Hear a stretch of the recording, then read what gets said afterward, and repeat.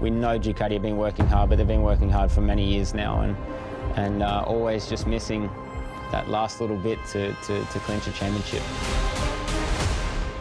Ducati were pushing for a long time. We invested a lot into getting that. The pressure of delivering was high. Getting the team's championship and everything was really nice, but that's that one thing that they've been aiming at since 2007.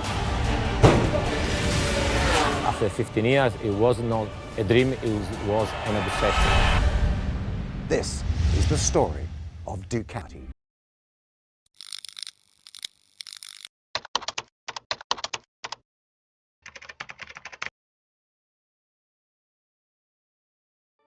In the early 1900s, Bologna was getting worldwide recognition because one of the sons of the land, Guglielmo Marconi, had invented radiotelegraphy. Even those who didn't understand the concept celebrated Marconi, and it was right that they did so because his achievement laid the foundation for one of the biggest companies in Bologna during that period. After Marconi invented radiotelegraphy, a brilliant Bolognese physics student, Adriano Cavalieri Ducati, became intrigued by the concept. He began studying everything he could get his hands on regarding the emerging science of radio and its applications. On the 15th of January 1924, at just 20, Adriano successfully connected Italy and the United States through radio. This was such a huge feat as it took Marconi's achievement a few steps further, and it earned him the title of Knight of the Crown of Italy. Only a few had been knighted at such a young age. Adriano's success didn't get to his head, rather it led to his further exploration of the science of radio, and on the 5th of July 1926, he founded the Società Scientifica Radio Brevetti Ducati, alongside his brothers Bruno and Marcello. The purpose of the company was to produce vacuum tubes, condensers, and other radio components, one of which was the highly successful small Mannens capacitor that was assembled in their private residence with just 2 workers and a secretary. The success the company achieved was mind-blowing, and in just 10 years, that was in 1935, Ducati was able to construct a proper factory in the Borgo Panigale area of the city. Everything was going great as the company became one of the largest employers in Italy, and the radio components were a hit. But then, in 1939, World War II began.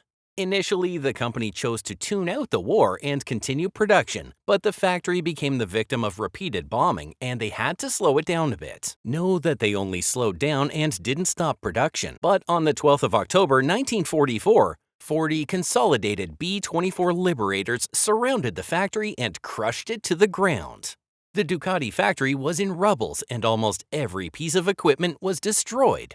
There was almost no way they could continue production, even though the brothers really wanted to. But fortunately, the war ended a few months later, and Ducati was able to pick up its pieces. Everyone assumed Ducati would resume the production of radio components in full force and focus on it squarely.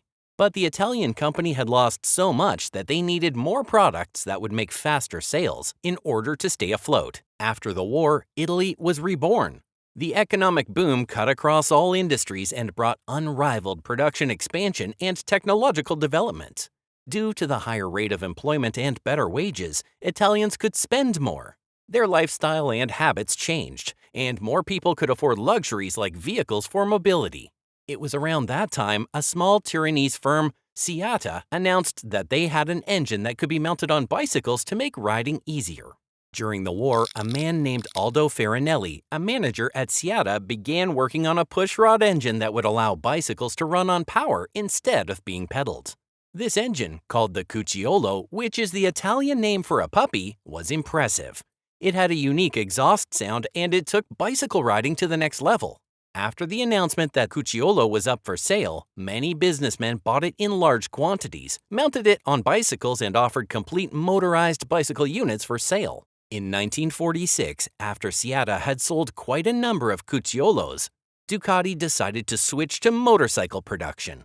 They reached out to Seata and successfully wheeled out their first Cucciolo-based motorcycle. The first Ducati motorcycle came with the Cucciolo, a 48cc engine that was mounted on a bicycle. The Ducati motorcycle was compact and inexpensive, and the 4-stroke engine, paired to a 2-speed gearbox, offered a speed of 50 kilometers per hour. The bike could also cover 100 kilometers with just a liter of fuel. A while later, Ducati jilted the Cucciolo name and referred to the bike as 55M or 65TL. Then in 1949, they released a more upgraded version. The 60cc model Ducati 60, which could be referred to as the first motorcycle ever fully produced by the Italian company. This bike was impressive, and it motivated the company to do more. As years passed, the company noticed that the motorcycle market was moving towards larger motorcycles, and to not be pushed out of the game, they unveiled two impressive bikes in 1952. They did the unveiling at the Milan show of that year, and it was evident that every other manufacturer brought in their A game. But Ducati took things a lot further. The first bike that they revealed was the 65 TS Cycle. It came with a 4-stroke single-cylinder engine that gave off 2.5 horsepower and could reach a top speed of 43 miles per hour. It also featured telescopic forks for its front suspension and swing arm with dual shocks for its rear. It was more advanced than the Ducatis from before, but it was nothing compared to the next bike that was unveiled, the Ducati Cruiser 175. When the representatives of Ducati wanted to present the Cruiser to the world, they had cold feet because 1, it was a scooter, not a motorcycle, meaning they were treading new territory. And 2, there already existed two iconic scooters that were constantly winning over countries. They were the Vespa, introduced by Piaggio in 1946, and the Lambretta, which was introduced by Innocenti the next year. However, the Cruiser was considered a formidable competition. It bore unique features such as a 4-stroke engine, automatic shift, and electric start that was designed with the help of Giovanni Florio and Carrozzeria Ghia, the Turin-based company that specialized in high-end cars. The scooter was highly applauded at the show, and Ducati thought it would translate to high sales. Unfortunately, it didn't. The courageous move against Vespa and Lambretta proved futile, as only a few thousand Cruiser 175s were sold. However, the reality is that the scooter's only flaw was competing against two giants. In 1953, management decided that it was time to separate the motorcycle unit from the other units, so the company was split into two separate entities, Ducati Meccanica SPA and Ducati Elettronica. Giuseppe Montano became the head of Ducati Meccanica SPA, and with the assistance of the government, the Borgo Panigale factory was upgraded. After the separation, each entity could focus on the proper development of their sector, and this was the period the great engineer Fabio Taglioni was welcomed to the company. Also an Italian, Taglioni was already doing well as an engineer before he joined Ducati. After World War II, he designed engines for Ciccato, motorcycles, and Mondial, and they were doing great before he was invited by Ducati to take the lead in engine design. Taglioni didn't disappoint. He immediately got to work designing 100 and 125cc 4-strokes, and it prompted the release of the popular Ducati Grand Sport in 1955. The Gran Turismo 125 Mariana was designed to compete in long-distance races, such as the Mille Miglia car race. Being the first bike to be fitted with an engine with bevel gear timing, it immediately captured the hearts of many. The Mariana also came equipped with 2 cables for the brake and 2 cables for the clutch, to allow riders to easily replace the broken cable with the new one.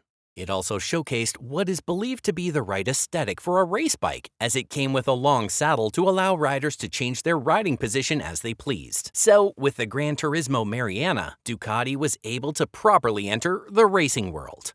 In the year of its release, the Mariana became the first Ducati bike to emerge victorious in the Motogiro d'Italia, a famous national race. Then, in 1956, 2 men, Maioghi and Gandossi, competed in the 125cc and 100cc categories respectively atop a Ducati, and both emerged victorious.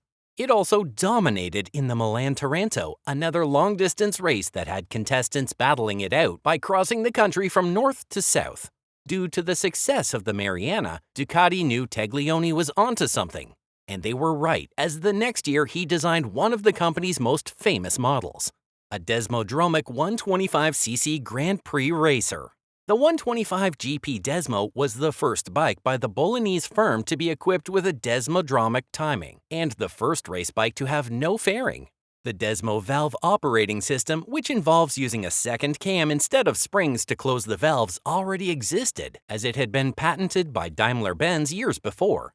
But Taglioni upgraded the ancient metallurgy the German company used and made the Desmo more reliable. Gianni degli Antoni drove it to victory in the Swedish GP at Hedemora in late 1956 and would have achieved so much more if he hadn't been killed before the next race. In the following years, Ducati got so close to earning the world title and winning 3 races. Then in 1959, a young Mike Halewood dominated the Ulster GP and finished the 125 World Championship in 3rd place overall. In 1960, the 250 Desmo Twin came to life. Taglioni created the bike specifically for the famous racer Mike Halewood. Mike the Bike had won several races in the British Championship, and since he wanted to continue to do so, he had told Ducati to help design a top-tier bike. The bike was considered to be twice as good as the Mariana, or even more than, especially due to the fact that it could reach a maximum speed of 200 kilometers per hour. And its fuel tank was hand-built to comfortably accommodate the rider's knees and enhance its aerodynamics. Mike loved the bike, and so did his fans, so the company decided to create the production model to satisfy the thirst of the consumer. The incredible performance of the Ducati bikes led to his worldwide recognition across the globe, and in 1961, U.S. importers Berliner Brothers requested that the company build something specifically for the American market. This led to the birth of the Scrambler.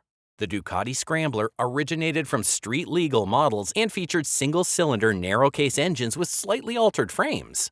It had a maximum engine capacity of 250 cc and was created to satisfy the needs of dirt track racers in America. With the impressive marketing by the Berliner Brothers, the Scrambler succeeded in the market.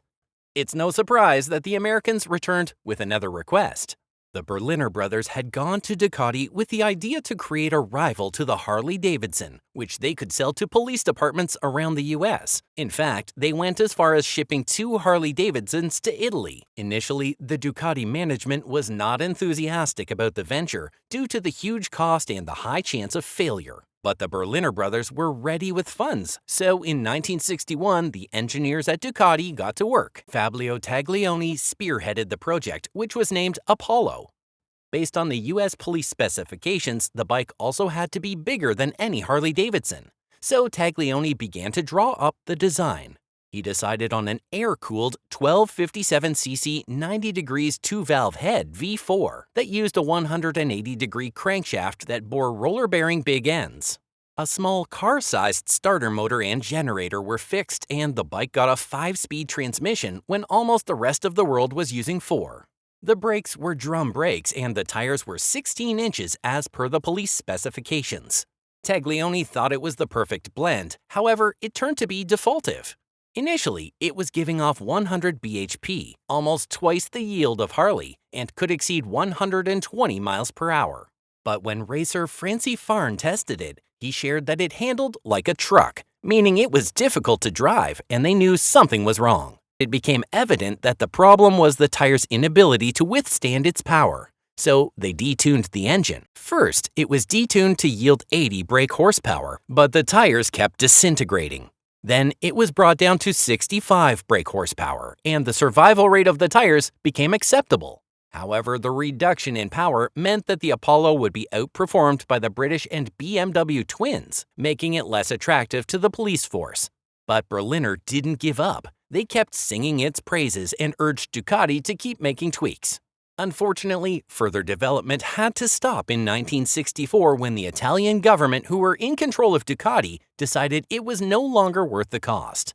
Berliner was crushed because the Apollo would have been a superbike way ahead of its time, but the tire technology available at the time was just not sufficient. The failure of Apollo did not prevent the company from forging ahead with other projects. In 1965, the Ducati Mach 1 was released. The 250cc single-cylinder engine motorcycle was the fastest road bike at the time. It could reach maximum speeds of just over 100 miles per hour in full road trim.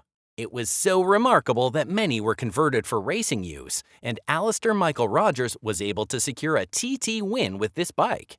2 years later, the Mach 3 series was unveiled in 250cc, 350cc, and 450cc forms. Also that year, the 250cc and 350cc versions of the Scrambler were unleashed with their wide casing engine. In 1969, Taglioni made sure Ducati entered into a new decade in grand style. In 1970, the V-twin 500cc Grand Prix racer was revealed. Prior to that year, Ducati itself had been away from racing activities for about a decade, and to make a grand entrance, Taglioni created a bike that could compete well with the best motorcycles on the international stage. The 500cc Grand Prix racer was the Italian manufacturer's first ever twin-cylinder race bike. It featured a 500cc 90 degrees L-shaped engine with bevel gear timing. Then it got the prototype sandcast crankcase that Taglioni had created for his initial experiments on the 750. To this crankcase, he applied two thermal parts of the 250 single-cylinder using springs, not Desmo. And to improve the engine efficiency, he also included a sixth gear. This bike was supposed to do incredibly well on the racetracks, but little glitches prevented it from reaching its true potential. In 1971, the Ducati 750 GT made its debut. The bike came with a twin-cylinder engine known as the L-twin, and it also featured a 6-speed gear that was supposed to boost the engine's performance. However, the gearbox and some other electrical equipment proved to be troublesome, so it couldn't achieve the intended success. The following year, a Desmo version of the 750 was provided for racer Paul Smart, and he was able to ride it to victory at the Imola 200-mile race. In 1974, the 750 SS was released, the production model of Smart's racer. In 1978, the 900 SS was released, and it was so remarkable that Mike Halewood, who had previously retired, came out of retirement to ride one to victory in the TT-F1 class at the Isle of Man. Then, the next year, a replica of the racer was released, the 900 MHR. It was the perfect fit for hardcore riders as it didn't even get an electric starter. Then, in 1980, the great Panta 500 was born. The Panta 500 is still one of the most successful bikes in Ducati history. Towards the end of the 70s, Taglioni decided it was time to switch things up. He realized that it was time to merge the performance of the twin-cylinder with the flexibility of the newly designed trellis frame. So, together with Gianluigi Mengoli, Taglioni took the next innovative step with the L-shaped twin. They designed a 2-valve desmodromic system that was controlled by a rubber timing belt instead of the bevel gear system. And this model laid the foundation for a new generation of sports bikes produced by the company.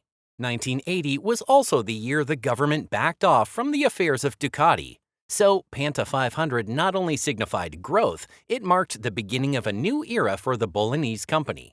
Then, in 1985, Ducati released another highly sought-after model, the minimalist 750 F1. The Italian motorcycle manufacturer Cagiva had just bought Ducati, and they needed to showcase that the brand's competitive spirit was still intact. So they used the 750 F1 to pass the message. This bike was built with performance in mind, and it was a precursor to future supersport models.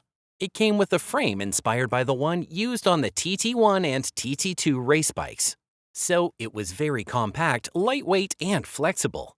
Its 750cc engine also yielded a maximum power of 80 horsepower and could reach a maximum speed of 260 kilometers per hour. The tricolor livery also made it a sight to behold, and overall, it was a representation of Italian motoring excellence. After the 750 F1 was released, Taglioni took a bow and retired. He was a great engineer that left a huge vacuum in the company. However, other notable engineers like Massimo Tambutiri soon stepped into the role, and the vacuum was soon filled. In 1987, Ducati 851 saw the light of day. The liquid-cooled 4-valve motorcycle used a motor designed by Massimo Bordi. His decision to use 4 valves and a much tighter included valve angle revived the regular Ducati Desmo design. The 90s started with Raymond Roche winning the World Superbike Championship, and this feat was repeated in 1991 and 1992 when Doug used the newly released 888 to achieve the feat. Also in 1992 came the Monster 900. From the moment Ducati unveiled the motorcycle at the International Motorcycle Show in Cologne, it was a known fact that the bike was exceptional. Its naked and determined personality made it a huge success, and it became the inspiration for several other models, even outside the Ducati line. The first feature that made the bike stand out was the huge size of the fuel tank, which stretched between the rider and the handlebars. Another detail was the fact that to access the battery, fuses, air filter, and any other component, all you had to do was lift the huge fuel tank. You didn't need screws or any tool. Then its pure nakedness made the bike exude a very appealing aura. Then in '94, the Ducati 916 was produced, atop which Carl Fogarty won the World Superbike Championship. During the 90s, Ducati's models were doing well, but the parent company, Cagiva, needed them to do more than just well, as they needed a certain influx of cash. But it wasn't within the means of the engineers at Ducati. They were already trying their best. So in '96, the Texas Pacific Group, TPG, bought 49% of the company to allow more inflow of cash. 2 years later, TPG bought many of the remaining shares and got the power to make decisions like taking the company public in 1999. Also in 1999 came the Ducati 999. Just like the 916, it came with a Desmodromic double camshaft, L-twin cylinder engine, and a trellis frame. But it also got new features like an upgraded braking system and lighter 3-spoke wheels. One thing about Ducati is that they're always improving with time. They try to incorporate any new technologies into their models and their actions. That is why in 2000, the MH900E, a retro classic tribute to Mike Halewood, was sold exclusively on the internet. Yeah, early 2000s was when everyone was suffering from internet craze. In 2001, Taglioni died. The next year, the much-anticipated Ducati 999 was unveiled, and instantly everyone was raving about it. The following years saw the introduction of the Multistrada, famously known as the Ugly Duckling. Mind you, this bike was only ugly until it's been ridden. In April 2012, Volkswagen Group's Audi subsidiary shared its intention to buy Ducati for 860 million euros, $1.2 billion US. Volkswagen chairman Ferdinand Piëch, a motorcycle enthusiast, had always wanted Ducati, although analysts believed it was an unnecessary move due to the idea that the motorcycle maker would have no meaningful effect on a company the size of Volkswagen. Ducati proved them wrong by thriving under the leadership of the German manufacturer. Recent models like the Panigale V2, Ducati Supersport, Ducati Diavel V4, and Ducati Multistrada V4 have continued to put the brand on the map. So, tell us, do you own a Ducati? Which is your favorite model? Share your thoughts in the comments section. Also, don't forget to like, share, and subscribe to be the first to know when we release amazing contents. Thanks for watching, and see you in the next video.